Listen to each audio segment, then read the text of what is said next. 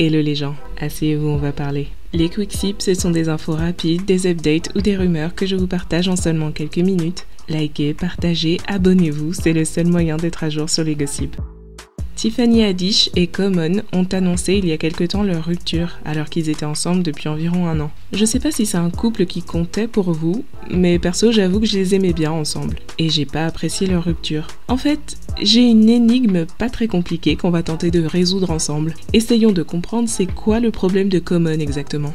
Il y a quelques semaines, il a déclaré que son couple avec Tiffany n'a pas fonctionné parce qu'ils étaient tous les deux très occupés par leur carrière, à tel point qu'ils n'avaient pas beaucoup de temps à consacrer à leur relation. Ok, pourquoi pas. Sauf que Tiffany a donné elle aussi une interview pour Hollywood Unlocked et elle n'avait pas l'air vraiment d'accord sur la raison de leur rupture. Bon là on est chez les gens classe, donc tout le monde reste très respectueux et on n'entre pas dans les détails. Mais les shades sont présentes. Le genre de thé qu'on sirote doucement.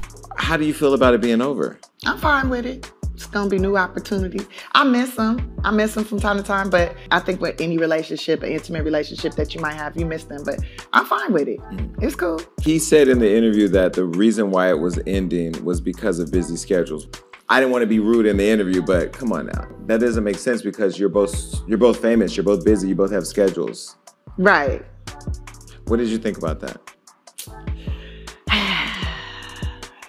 The same thing everybody else was thinking in them comments.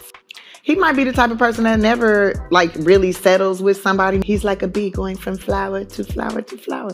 I don't know. I wish him nothing but joy and happiness. He will always be cool.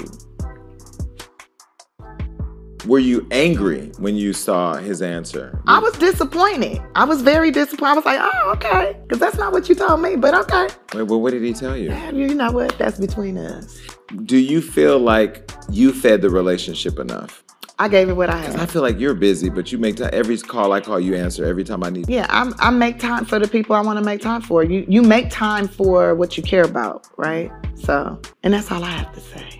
Intéressant. Donc c'est plutôt Common qui ne voulait pas s'investir dans la relation. Et quand on voit son historique avec les femmes, c'est pas surprenant du tout. On sait qu'il est sorti avec Erykah Badu, Taraji P. Henson, bien sûr Serena Williams, également Angela Rye, et puis Tiffany. À chaque fois, c'est toujours la même chanson. La relation se termine, ils restent en bons termes, pas de mariage, pas d'enfants, c'est la faute de personne, mais ça n'a simplement pas marché. À presque 50 ans, Common est un artiste engagé, récompensé et charismatique qui a clairement un faible pour les femmes noires de l'industrie qui excellent dans leur domaine, mais qui a aussi de l'eau dans le cerveau et un gros problème avec l'engagement. Du coup, Tiffany a dû se tourner vers Twitter pour trouver des hommes qui tiennent la route. Aidez-la s'il vous plaît. C'était une année riche en émotions pour Chloé Bailey. Le lancement de sa carrière solo a été plutôt mouvementé. Elle a partagé sur Instagram plusieurs vidéos montrant un peu l'envers du décor, les séances de répétition et comment elle a pu se sentir pendant tout ce temps. Today is Saturday, June 19th, and it's Juneteenth, and it's the day after I look really terrible, but it's the day after my Juneteenth performance came out yesterday, and I'm so grateful to God. Pour elle, 2021 a été une année où elle est tombée et s'est relevée. Une année géniale. Ça n'a pas été facile de croire en elle-même, mais elle est remplie de tellement de gratitude et est impatiente de continuer à marcher dans la lumière. Sa résolution pour 2022, c'est de ne plus être aussi dure avec elle-même et de travailler dur, surtout en y prenant du plaisir. Et la bonne nouvelle dans tout ça, c'est que Chloé a inséré un petit teaser dans sa série de publications. Une nouvelle chanson R&B en featuring avec Six Lack, qui s'appellera sans doute Cry For Me.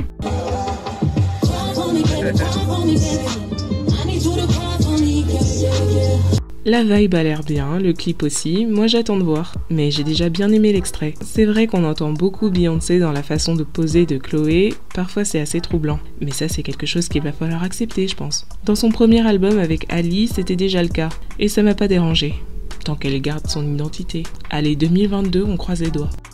Est-ce que Carl Crawford est allé trop loin avec la nouvelle artiste qu'il a signée? D'après les Hotties, c'est clair que oui. Si vous vous souvenez, Carl, c'est le gars qui possède le label 1501, le label qui a découvert et signé Megan Thee Stallion. Désormais, elle est toujours affiliée à lui, mais concrètement, ça fait des années que Meghan essaye de mettre fin à son contrat. Elle considère que c'est une arnaque et que Karl a profité de son jeune âge pour lui faire signer n'importe quoi en gros.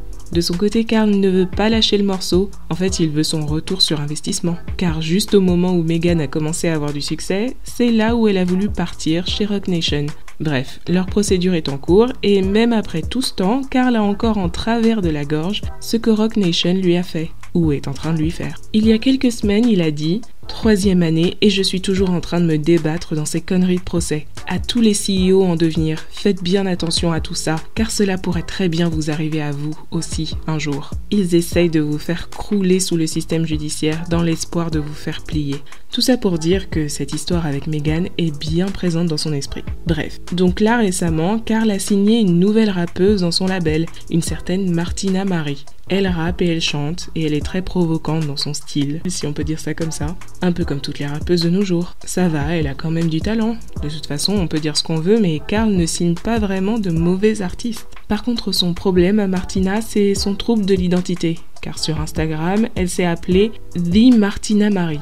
The Martina. Comme dans Megan Thee Stallion. Ça veut dire en gros la Martina Marie, la seule et l'unique genre. Et c'est pas tout, elle a posté une photo d'elle plusieurs fois en changeant la description. D'abord, elle a écrit The Martina Snow, ce qui est déjà assez bizarre car bien sûr on sait que Tina Snow est l'alter ego de Megan Thee Stallion.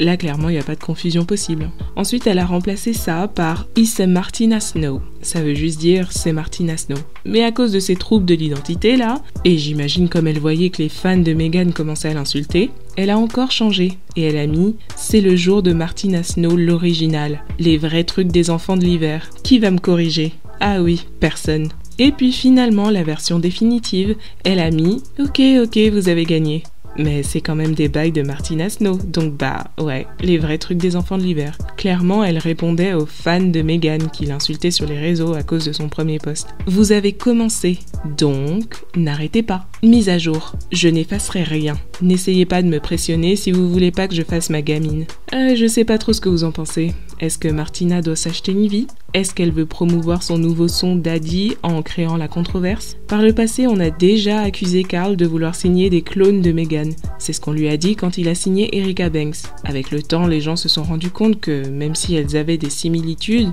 elles ne sont pas tout à fait pareilles. Et puis Erika a toujours insisté pour qu'on ne la mélange pas à Meghan. Là, avec Martina Snow, c'est tout le contraire. Karl a répondu aux critiques en disant simplement qu'il n'a pas d'intention cachée, que Martina et Meghan sont des artistes totalement différentes, ce qui n'est pas faux, et qu'il ne va pas s'arrêter de signer des rappeuses à cause de Meghan. Franchement, je sais pas, Karl a l'air d'être un vrai rageux pour tout ce qui concerne Meghan, à tort ou à raison. Et ça m'étonnerait pas qu'il ait demandé à Martina d'utiliser le nom de Meghan pour la faire chier. Et dans le même coup, pour s'attirer un peu de lumière. Car avant cette histoire, perso, je savais même pas que Karl avait signé une nouvelle artiste. Likez, partagez, abonnez-vous et dites en commentaire ce que vous pensez de la vidéo. Vous pensez que Common va se poser avec quelqu'un un jour ? Je demande pour une amie. D'après vous, Martina Snow, c'est un hommage ou du pur foutage de gueule ? Le nouveau son de Chloé, on aime bien ? Allez, on se parle en commentaire.